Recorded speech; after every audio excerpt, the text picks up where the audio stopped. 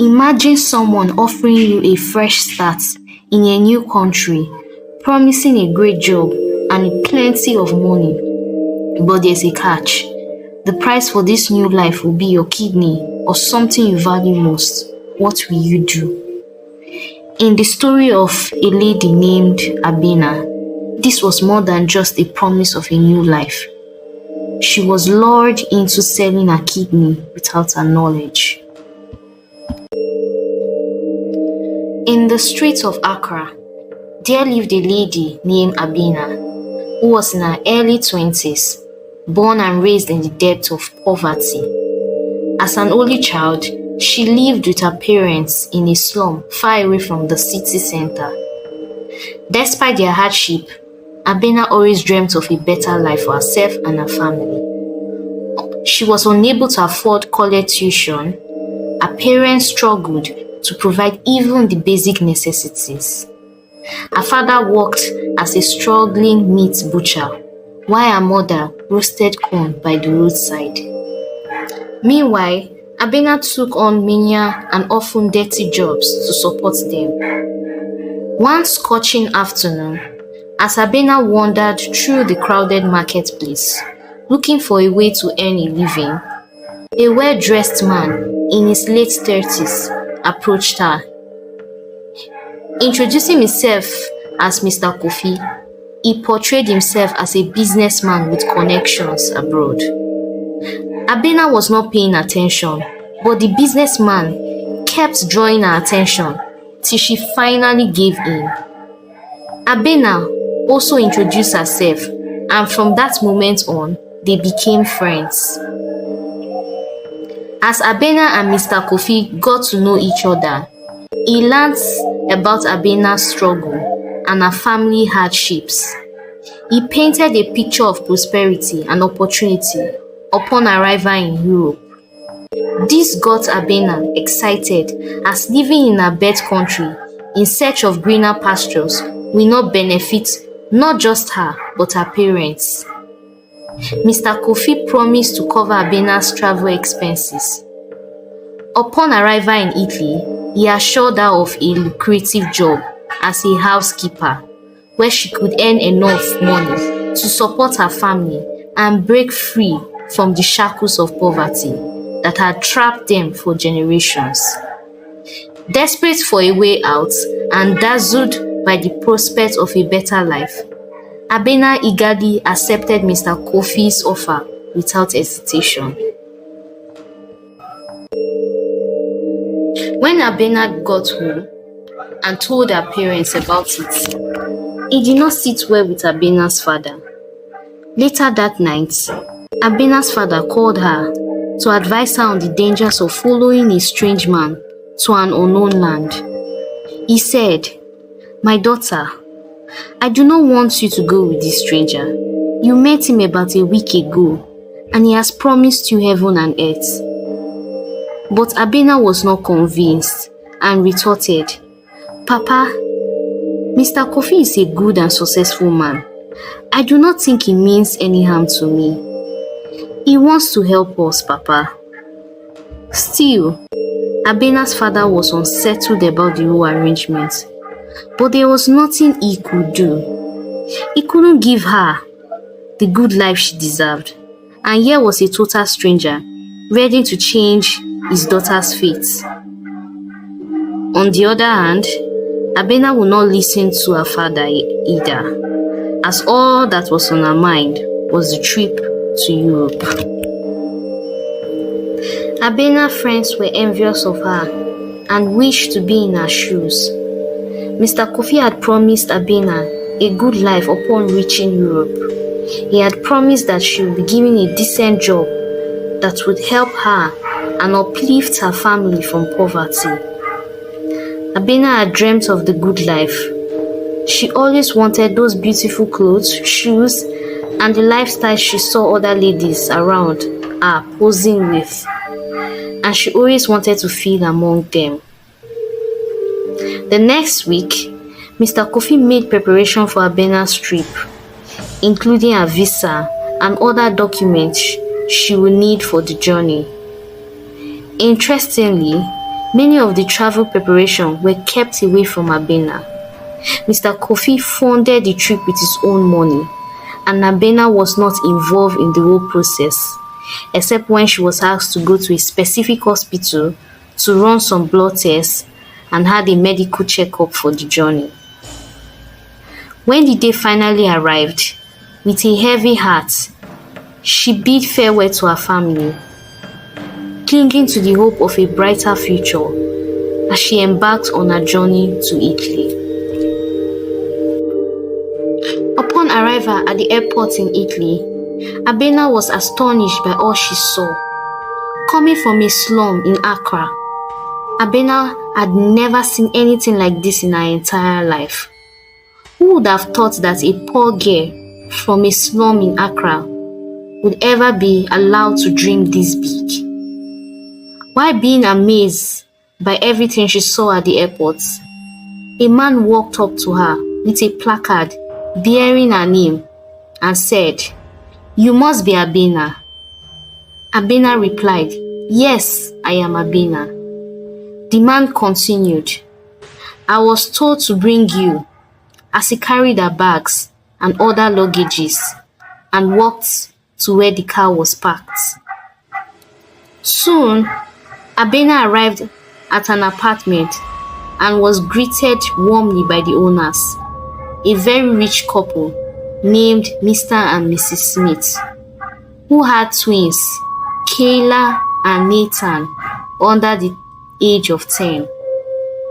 They provided her with a cozy and beautiful room to lay her head, and also treated her to a very delicious meal. Abena felt a sense of gratitude wash over her as she settled into her new surrounding. Everything felt different in this environment, as life here was serene and beautiful, and she felt like she was dreaming all along. As days turned into weeks, Abena threw herself into her work as a housekeeper, grateful for the opportunity to earn a living and support her family back home. She grew close to the owners of the apartment and soon found out that Mrs. Smith was ill and needed proper medical attention, as well as someone to look after her children. Abena was not sure what the illness was because she was told nothing. She saw that Mr. Smith, who was a medical surgeon, also took time to take care of his sick wife. As time goes on, Abena felt like part of the Smith family. It was almost as if she had known them for years. She worked as a caregiver to Mrs. Smith and a nanny to the children. By the end of the month, Abena was given a paycheck of £3,000. That was a lot of money for where she came from. Abena was able to save some and send the rest back home to her parents in Accra. But as time went by, there were rules that the Smith family set for Abena. She was not allowed to go out without proper permission and an escort. She was not allowed to make friends in the neighborhood and was also not allowed to call her parents in Accra. It was as if she was in prison, but Abena could not complain. Coming from Accra, things were much more harder than this, and if this was the price she had to pay for the good life, she was willing to accept. However, one fateful day, while cleaning the apartment, Abena stumbled upon a door left slightly opened. She became very curious as she pushed it open, revealing a dim room clouded in secrecy. Since Abena started cleaning this house, she was warned never to open this particular room. Now, she wondered why the room was open today. Abena's heart raised as she stepped inside, asking herself, what is really going on here? Her eyes widened in horror at the sight that greeted her. Photos were plastered all over the walls, each depicting a different individual. But what caught Abena's attention was a picture of herself with her name boldly written beneath it, Abena, the new organ donor, alongside with her genotype and blood type. Abena was shocked and in disbelief. She shouted, "Organ donor? How?" Shock and disbelief washed over Abena as the reality of her situation dawned upon her. She has been deceived, lured into a web of deceit and exploitation by those she had trusted. The owners of the apartment were not the benevolent benefactors they appeared to be. They were traffickers, preying on vulnerable individuals like herself for profit. In that moment of revelation, fear and desperation gripped Abena's heart. But amidst the terror, she refused to become another victim of their greed and cruelty. Though she was scared, she knew she had to escape from the house. How would she do it? What if they caught her? At this point, Abena knew it was a matter of life and death. She had to escape at all costs. She gently closed the door to the secret room, but it was clear that someone had been inside. The door wasn't properly locked. She tried to slip through the back door, but Mr. Smith arrived earlier than expected. His habit was to check the secret room to ensure no one had uncovered their secrets. When he reached the room, he noticed the door wasn't properly locked. He was very shocked and worried, and immediately suspected that someone has been inside. Who else but Abena, he thought. As Abena tried to escape through the back door, Mr. Smith discovered her absence and grew suspicious. He realized that she had uncovered his evil plans, and he was determined to silence her before she exposes his family. Mr. Smith pursued her. With nowhere left to run, Abena found herself in the corner of the street, her heart pounding as she heard footsteps approaching. It was Mr. Smith. He had tracked her down. Abena could hear his voice as he called her out. Abena, you need to come and listen to me. You need to come out and listen to me. You are our only source of hope. We have no other chance for a kidney donor.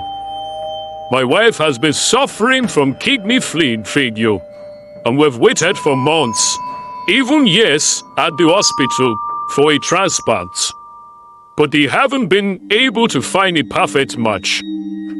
Slowly, I'm watching my wife die right before my eyes, and I can't bear to lose her.